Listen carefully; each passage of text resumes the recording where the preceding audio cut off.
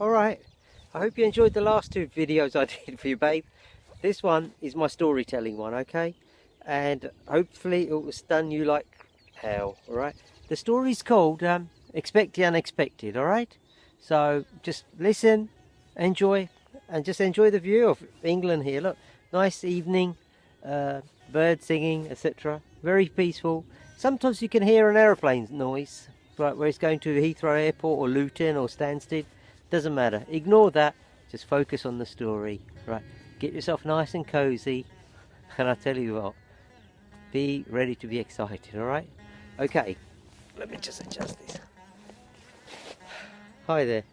Right, so our story starts in South India, where Mayurs is traveling around for the last couple of months, touring around, doing his Jump for Joy series, jumping around with different places, with different people, different places, temples, etc. Anyway, I won't elaborate on that. It's coming on in the next video. So after this, watch my Jump for Joy series, okay? You'll enjoy it.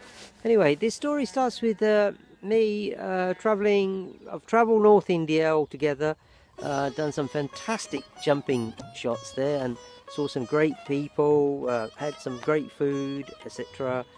And anyway, I sort of started travelling down south towards the Andhra Hills in my Alpha GT, beautiful car, black baby.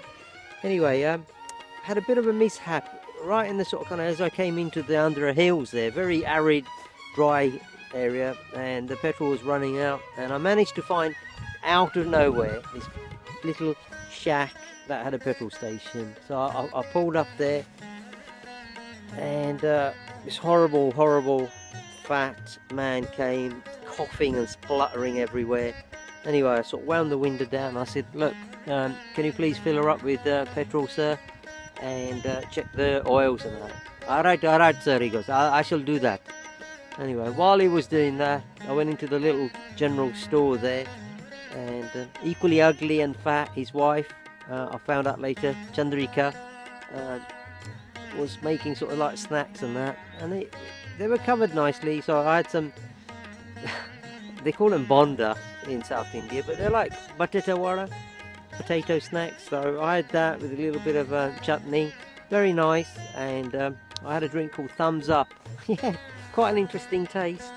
Anyway, as I was sort of sat there on the veranda watching the Chandrika's husband do the petrol and all that, he was spending a lot of time in the bonnet. Anyway, he came up looking like what looked like a bloody snake. I thought, what the hell's that? I ran over to him and I said, well, what's going on? He said, oh, lucky sir, I found out your fan belt is nearly breaking, so it's just hanging by the thread. I said, what, how did that happen? He goes, it was like that, I noticed it. And I thought, Alfa Romeo fan belt, I doubt it. And I suspected he cut it, but I didn't know what reason, why. Anyway, I said, what shall I do now? Don't worry, sir, we can order one from Bangalore. I said, how? He said, pay me the money and I'll make a phone call, sir, from the payphone. Jeez, India. So I gave him some money, wrote down the details of my Alpha GT diesel, top of the range. Anyway, he said he's ordered it, right? And I thought, oh Jesus, I'm stuck in this hellhole for a whole night here. I'll just spend the day in the night in the Alpha and sort of kind of sleep in it and read a book. Anyway, the temperature was bloody hot, 47 degrees. God, it was unbearable. And I was like panicking, thinking, oh Jesus, I hope the sun goes down, starts cooling, and I'll just sort of sleep in the Alpha. And by the morning, the fan belt will arrive.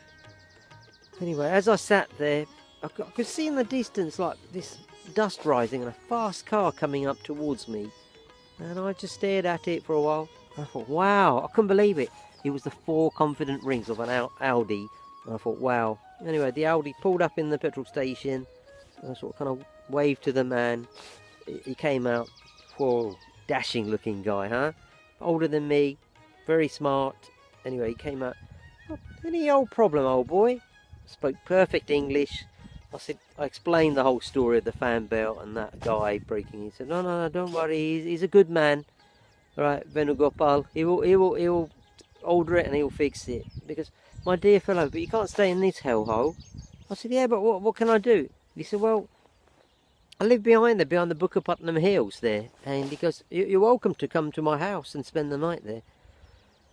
Oh, God. I thought, well, there's no other choices. So, got my bag, overnight bag out of the Alpha. He spoke to Venugopal about my fan belt.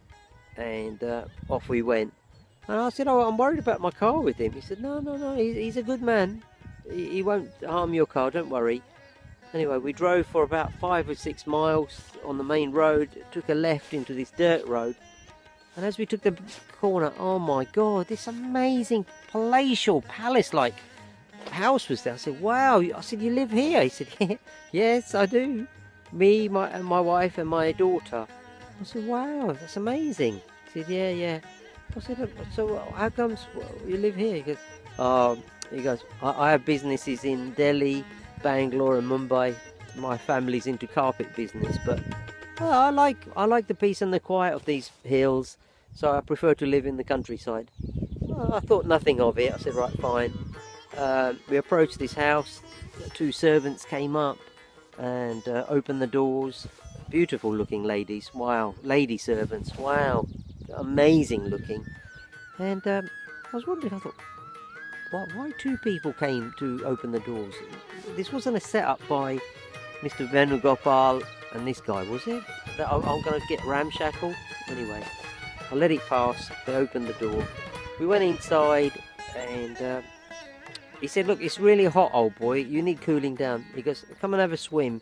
Right, he ordered the maid to go and get me some trunks. Anyway, I thought, yeah, a refreshing swim will be welcome. And as I got changed, I went out to the swimming pool, and my God, I couldn't believe it. This guy had the most amazing wife and daughter. They were lying there by the poolside in their swimwear, and I'll tell you, they look amazing. I approached and I introduced myself, and he said, the husband told the wife and the daughter what had happened to me. He said, poor Mr. Mayur, his Alpha got stuck. It's in Venugopal's place, and I offered to bring him here for the night. And they said, no. He said, you're welcome, sir. You're welcome. Much delighted. Anyway, we did some small talk and chatting about London, Paris, my travels, about my charity work with Jumping for Joy photographs. And you know what? It was amazing. I thought, you know what?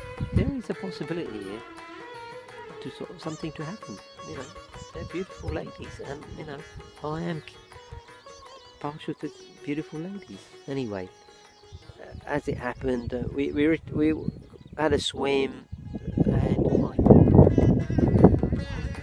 incredible, voluptuous bosom, very shapely figure. My God, stunning looking, and a beautiful smile. But the daughter even, my God, what a vision of beauty.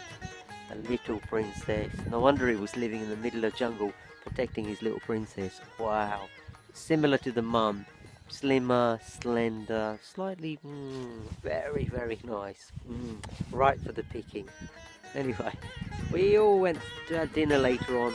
A sumptuous South Indian meal was laid out. Thali, fonda, masala dosa, everything. It was just an opulent meal, really nice. And finished off with this lovely dessert from vermicelli and cashew nuts and saffron.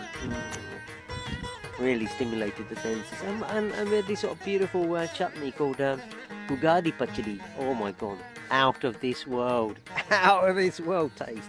Anyway, had dinner, and he said, right, we're all tired. We'll all go to bed. He said, right. He goes, your bedroom, the servants have prepared it. It's on the first floor. We're on the second floor, and there you go. Good night, sir. I said, yeah. He goes, have a pleasant sleep. And both the ladies sort of said, simultaneously, have a lovely sleep. Right. I said, oh, thank you, ladies. Good night. Right. But before that, let me elaborate. I did flirt a lot with both of them. And you know what? They both seem to be quite keen on me. They seem to be responding to my charm, my suave, my good looks, etc. But as I went up to the sort of first floor into my bed, the bedroom that was given to me, I was wondering, this is not the sort of place to go around wandering about the corridors looking for them in the middle of the night. Because if her husband finds out, he might have a gun or something. I am dead. So if anything was going to happen, I'd have to leave it to one of the ladies, or both even, who knows, right, to sort of instigate what happens. Anyway, I'd worked myself up into quite an excited state by now, so I had a very, very long shower to cool things down. It did help a little bit. Anyway, I read my book for a little while. Carlos Castaneda, of course, A Yaqui Way of Knowledge, a classic book, I love it. Anyway, I was just about to fall asleep around 1 AM, and then I heard that amazing, amazing noise.